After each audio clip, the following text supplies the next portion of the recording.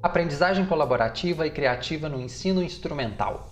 Estratégias pedagógico-metodológicas para a aprendizagem do instrumento ou canto em um bacharelado em música EAD. Olá! Quero de antemão agradecer a toda a comissão organizadora deste evento e, claro, a você, telespectador, pela atenção especial na apresentação deste trabalho. Então, sem mais delongas, essa comunicação trata-se, pois, de um relato de experiência docente no ensino de instrumento ou canto em um bacharelado em música na modalidade à distância, na qual atuo como professor de canto e piano. Logo, o objetivo central deste trabalho é compartilhar algumas estratégias pedagógicas e metodológicas que têm se mostrado coerentes com o contexto atual sociocultural do público-alvo, ou seja, que considera a demanda, as expectativas dos nossos alunos, considerando aí o perfil de alunos que temos, e também promissoras para a aprendizagem de um instrumento em canto a nível de graduação no formato à distância. É muito importante frisar de antemão que essas propostas devem ser compreendidas como sugestões a serem exploradas, experimentadas e sempre alinhadas ao contexto a qual forem aplicadas. Para tal, eu lanço mão de uma fundamentação teórica que alicerça e norteia a perspectiva deste trabalho. Eu chamo ao diálogo autores que advogam em prol da aprendizagem colaborativa e criativa e que acreditam na formação para a autonomia no processo de educação musical. Bom, o nosso curso, o Bacharelado em Música na modalidade à distância do Grupo UNES, do Centro Universitário do Sul de Minas, está em funcionamento desde o ano de 2017.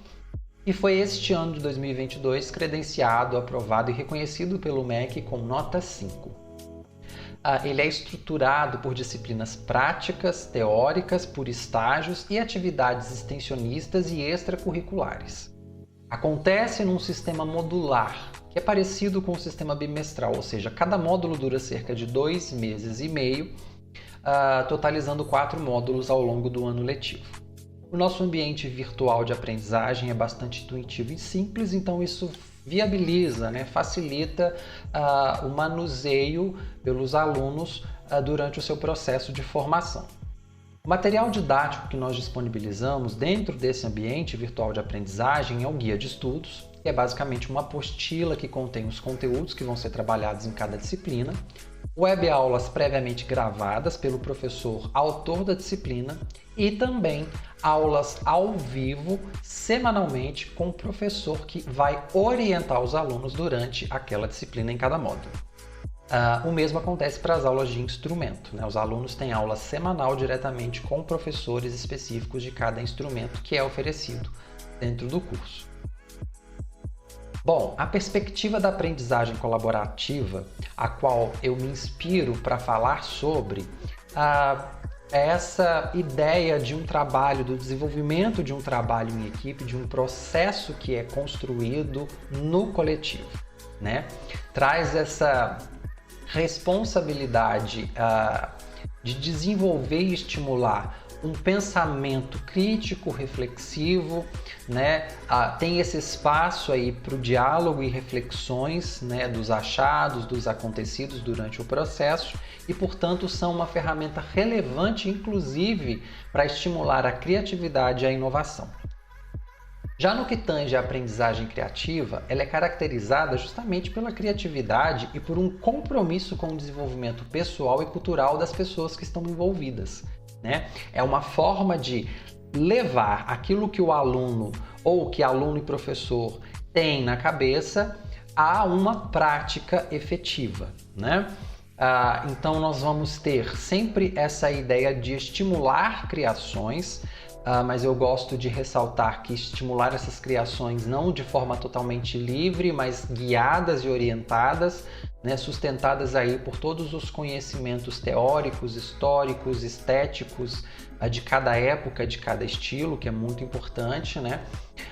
Mas elas também, essa perspectiva nos ajuda a quebrar um pouco esse paradigma de um sistema de ensino hierárquico, né? Com a figura do professor como detentor de um conhecimento que transmite para o aluno e ele passivamente apenas aprende. Aqui não. Nessa perspectiva, os alunos participam o tempo todo do próprio processo, né? Do processo individual de aprendizagem, mas também do processo coletivo de aprendizagem no instrumento. E dessa forma, a gente consegue aí estimar, né, essa possibilidade de gerar novas ideias, novos conceitos, outras e novas possibilidades para a aprendizagem do instrumento, seja na graduação, como é o caso desse trabalho, ou seja em qualquer outro nível de formação instrumental. Bom, agora eu vou apresentar de fato essas propostas, né, que eu tenho experimentado. Experimentado justamente porque elas não são passíveis de não serem modificadas, reajustadas, reinventadas, né?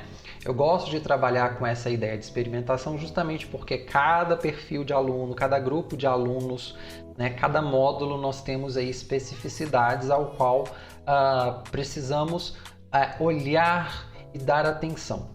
Né? Nós temos uma característica muito peculiar no curso, né, que além desse atendimento, desse contato direto com o professor, nós damos espaço para que os alunos trabalhem com o seu universo musical. Né? Como eu disse, muitos dos nossos alunos já são profissionais, sejam como instrumentistas, cantores ou professores, então nós abrimos espaço, né, na nossa grade curricular.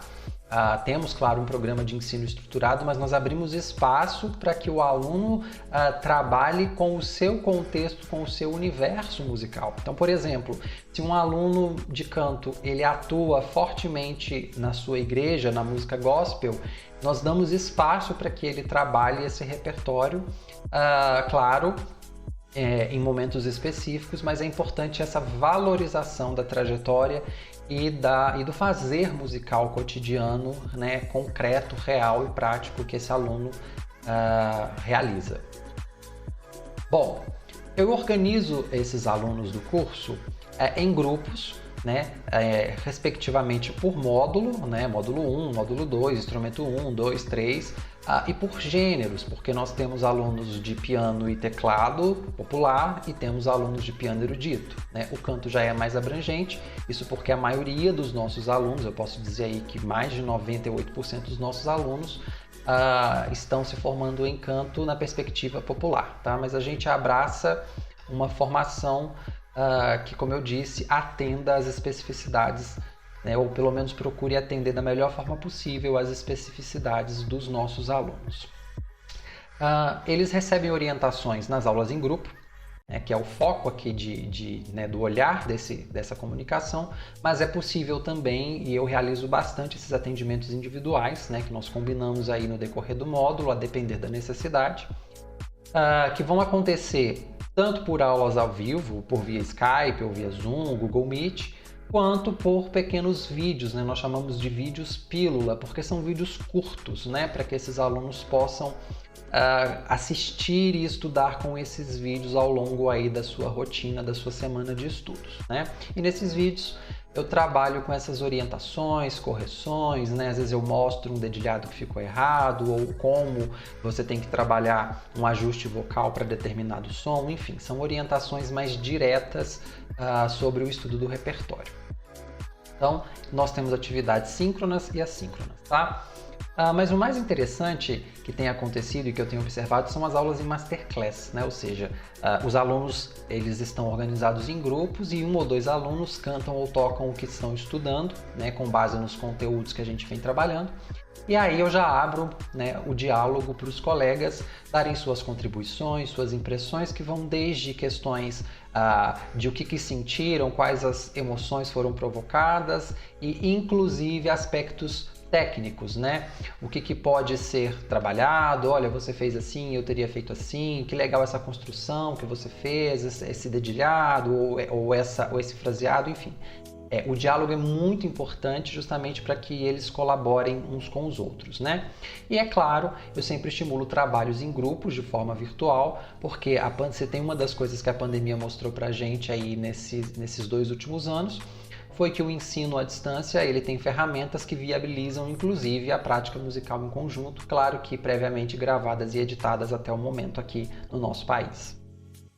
Bom, no campo das teclas, isso porque nós temos o ensino de teclado e de piano, a criatividade ela vem estimulada em diversos aspectos, né? Às vezes tomo como referência um exercício técnico básico, né? Nós exploramos os aspectos que ele sugere, né? Para ser trabalhado, e eu peço que esses alunos criem novos exercícios que abordem os mesmos temas, né? Que abordem as mesmas questões. Então, se é um exercício para articulação, se é um exercício para dedilhado, para velocidade, eu peço que eles criem algo nesse sentido, ou que coloquem um acompanhamento de algum padrão rítmico brasileiro em cima de algum exercício tradicional, né? Turico Lura faz isso muito com o Anon. As atividades de harmonização e reharmonização das obras que estão estudadas dentro do repertório, criação de arranjos, isso para os alunos de teclado é muito interessante, porque eu estimulo que eles utilizem os recursos do instrumento, né? Então, que usem timbres variados, que usem acompanhamento eletrônico, e deixo que eles criem e vou apenas aí orientando, guiando, aparando algumas arestas que forem necessárias. Dentro da música popular e da música erudita, eu também estimulo muito essa questão do trabalho auditivo, tirando músicas de ouvido, temas de peças pianísticas da literatura pianística erudita ou do repertório popular. Trabalho muito também com essa questão de pegar um arranjo escrito para o instrumento, então o aluno vai aprender este arranjo bem quadradinho, do jeito que ele está escrito, e depois, né, a partir das suas referências estilísticas, estéticas, históricas, ele começa a trabalhar esse exercício criativo de dar flexibilidade rítmica, mudar articulações, dinâmicas, enfim, agógicas, são questões interessantes. A música em grupo aqui também acontece, né, como eu falei anteriormente, e claro, a improvisação em cima de escalas, de modos, improvisação livre, improvisação temática, rítmica, enfim. Eu procuro estimular dessa maneira esse aspecto criativo no ensino dos instrumentos de piano e teclado. Já no que tange ao universo do canto, a gente realiza ao longo das aulas análises de obras de diferentes interpretações para conversar sobre, perceber as peculiaridades de cada um, as técnicas, a estética. Também proponho a criação de exercícios técnicos, então se eu estou trabalhando com flexibilidade vocal ou com desenvolvimento de melismas, eu peço que criem exercícios, mas eu dou toda a fundamentação teórica, técnica de como construir, ou seja, quais os elementos eu preciso contemplar no meu exercício para que ele atinja os objetivos, né? A construção da própria interpretação, do gesto interpretativo, da cena que vão fazer, né? De como vão se portar de frente às câmeras para gravar uma canção, né? Eles escolhem a orquestração, né? O arranjo, seja por um playback, seja tocando um instrumento ou chamando alguém para tocar junto. Então eles decidem todo esse processo, o caráter da obra, sempre respeitando, é claro, as características de cada estilo, né? Estimulo essa visão de cada um sobre quais as relações que a gente tem entre letra e melodia, né? Então, às vezes, uma letra está dizendo uma palavra e a nota está numa região mais aguda, e qual que é a relação que isso pode ter que contribua para a interpretação dele. Além de também estimular variações rítmicas, melódicas, vocalizações em trechos intermediários das canções, são algumas das estratégias que eu venho abordando para contemplar esse aspecto criativo. Bom, as possibilidades são muitas, né? Eu poderia ficar aqui falando muito porque é um assunto que me interessa, mas o que eu tenho percebido de fato é que eles têm melhorado o seu desenvolvimento técnico, performático, expressivo, crítico, né? E musical como um todo. Percebo também que há maior engajamento desses alunos sobre o próprio processo, eles têm demonstrado mais responsabilidade, organização e disciplina nos seus estudos, né? Sentem-se mais motivados, eles me dão feedbacks constantes sobre os reflexos no fazer musical deles, seja como professores ou como músicos, enfim. Então eles trazem esse feedback e é dessa forma que eu acredito estimar aí uma formação voltada para a autonomia do aluno, ou seja, Fundamentado por todas essas questões históricas, estéticas, estilísticas, técnicas, ele consegue construir sua identidade musical como instrumentista, como intérprete, como professor, para que ele possa caminhar sozinho logo quando sair da graduação aí. Eu costumo falar com eles que às vezes a gente sai de uma graduação e se sente órfão. Então, nesse sentido, eu reafirmo poder estimar que essa formação para autonomia ela é viabilizada quando nós trabalhamos esses aspectos, né, nessa perspectiva criativa e colaborativa no ensino do instrumento. Bom, são muitas as possibilidades, é importante que você experimente, se alinhe aí com o seu contexto, com o perfil de alunos que você tem, mas eu espero ter contribuído para o campo da educação musical como um todo. Foi um grande prazer, agradeço mais uma vez a atenção e até uma próxima. Muito obrigado!